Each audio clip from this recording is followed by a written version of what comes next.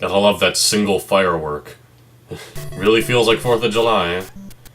Anyway, I think I realized the problem with this level is the fact that it is Cheep Cheeps and Koopa Troopas going along the bridge. Normally, as you saw with, I believe it was 2-3, was the level that was the bridge with the Cheep Cheeps and all that, I would just be running past all of this, but since there's so many Koopa Troopas, I have to stop to jump over them, because I have to calculate my jump. I don't want to jump too high, otherwise I'll end up hitting the Cheep Cheep.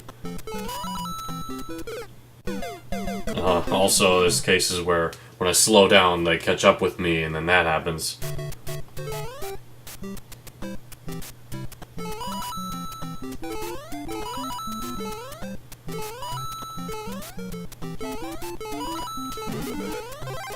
There we are. Get that mushroom. Go, go, go.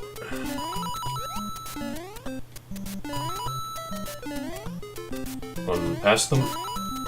Oh no, my momentum! It's so sticky. Is there a checkpoint where I came? Okay, yeah, there's a checkpoint right here. Managed to get a 1 up there.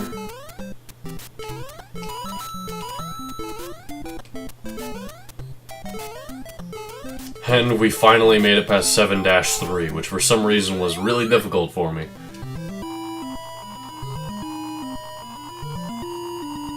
Anyway, moving on, we've now reached 7-4, the castle level of World 7.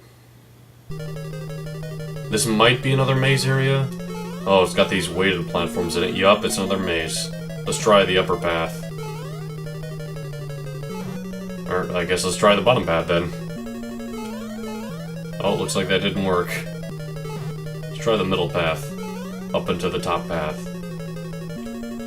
Nope, didn't work either. Let's try the bottom path, to the middle path, to the top path. That was what worked. Ladies and gentlemen, how is one supposed to figure this out? Well, I suppose I just did. But how... I don't know. It's weird. Anyway, let's go to the middle, and then down here, and then... How am I supposed to know what platforms to jump on, really? I'm so glad this isn't a mechanic in any of the later games.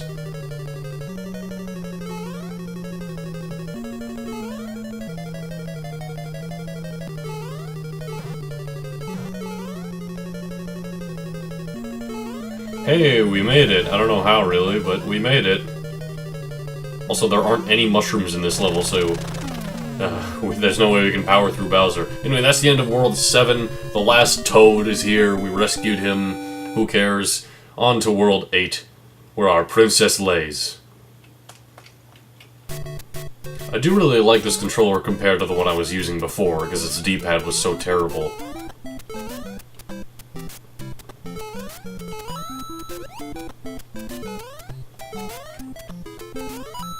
Anyway, World 8-1 is weird. It's really long. There's a lot of these single coins placed around it. And there's this pipe we go down here, which is nice, but it takes us out, like, right next to the pipe, so it's a bit of a waste of time. Especially considering we don't have many, and as you can see, the clock in this game goes a little bit fast. Of course, when I say the piranha plants don't come out when you touch the side of them, that means if they're already out, then they'll stay out for a little bit. You know, they won't come out after you touch the side of them.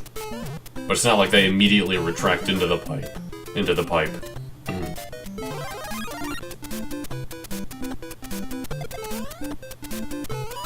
Anyway, we've got really big jumps there with the 2 coins over it. We've got one really annoying jump later in this level. This jump's easy. You can do it without holding the run button. Usually I'm holding down the run button for jumps like that, where you have to jump onto that single block and then continue on. And as you can see, we don't have a lot of time left. And once the timer reaches 100 seconds, the music speeds up. But we managed to make it. It only speeds up once you get close to the end, at least I find when you run through this level. Anyway, on to 8-2, which I have memorized so much, because this level is pretty tricky. You start off with a Lakitu throwing his spinies at us as usual. But then, we go down here, we can grab a couple coins, why not? Lakitu should leave sometime soon, and there's a 1-up right at the beginning. And this is the last 1-up I know of, at least, in the game, so we need to make sure if we do die in this level that anytime we come back, we make it to that point and we grab the 1-up so it doesn't actually affect our lives. Plus, then when we beat the level, we'll be up a life. Anyway, past that area full of bullet bills. We've got this part, which is really tricky, unfortunately. We can run across those platforms. I find it's best to inch to the end of this one and then run all the way over. And that didn't work out. Yeah, that part's really tricky. I don't like it. But we're gonna have to make do. Luckily, the 1-up is still there and we can still get it. So if we make it to there without dying, then, you know, nothing's lost.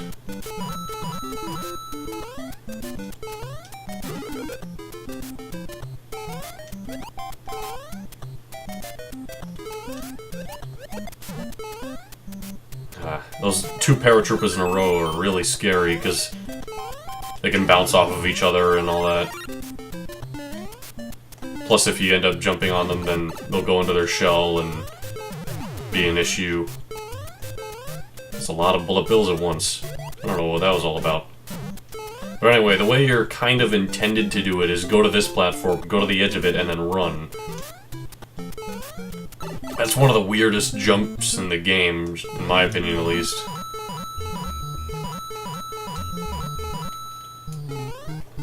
Anyway, this pipe, it's got some coins in it. We're gonna have to be going over the overlay in order to get to these ones. It's weird, I know. But, this will lead us to kind of the end of the level. There's not much left of it at this point.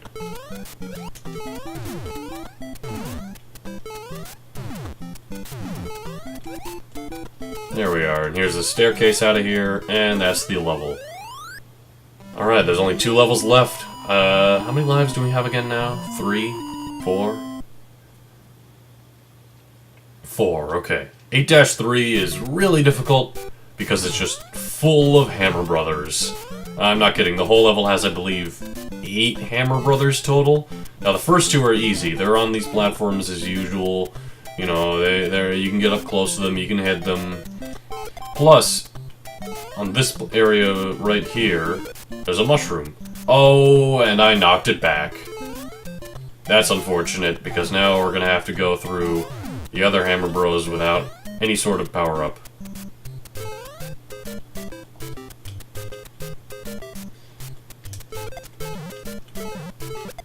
There we are. Is there a power-up here? I forget. I guess not. I could swear I remember there being one. Oh, I got killed by the piranha plant. I could swear I remember there's 2 power-ups in this level, but I don't know. Anyway, we're gonna try and actually grab that mushroom this time around. As well as, of course, not die. Oh my! Mario, I am amazed that you managed to dodge that many hammers. That's a death. Oh, I can't believe we made it back. Alright, we're good.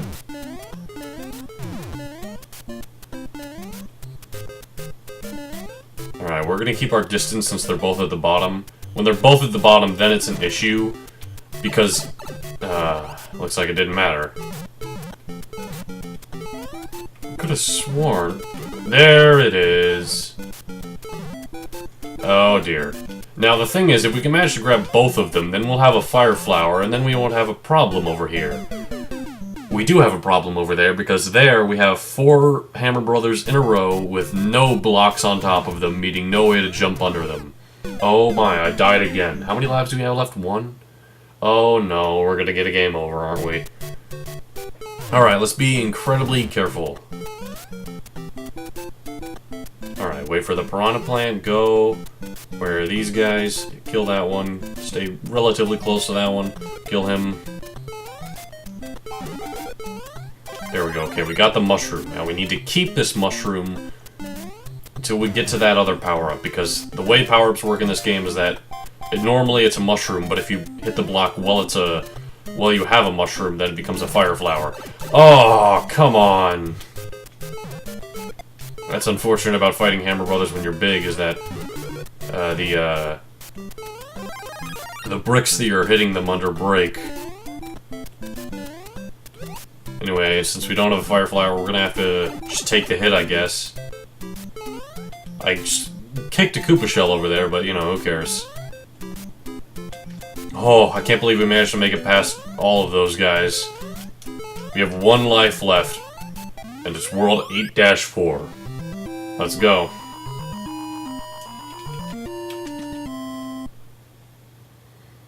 We got 1 life. There's no 1-ups in this level. There's no power-ups. We just got 1 shot at this, and I don't think we're gonna make it. So I've got a difficult jump at the beginning.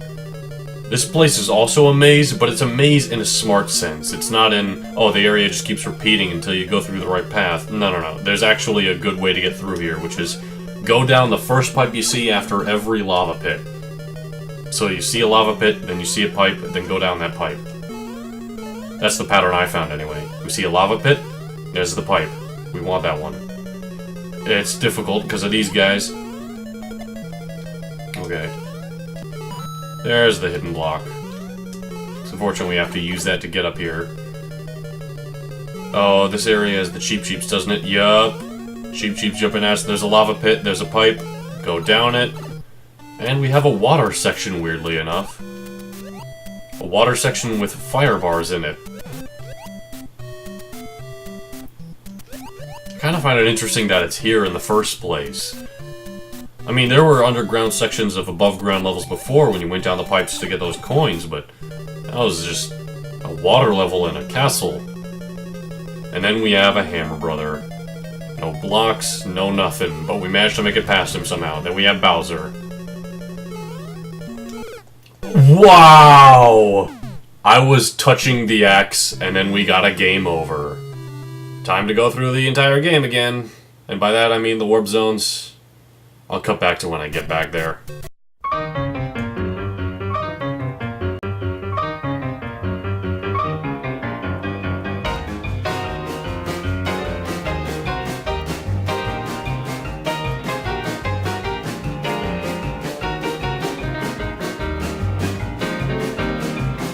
You can talk about the pit, barbecue, the band was jumping, the people too, I mess around.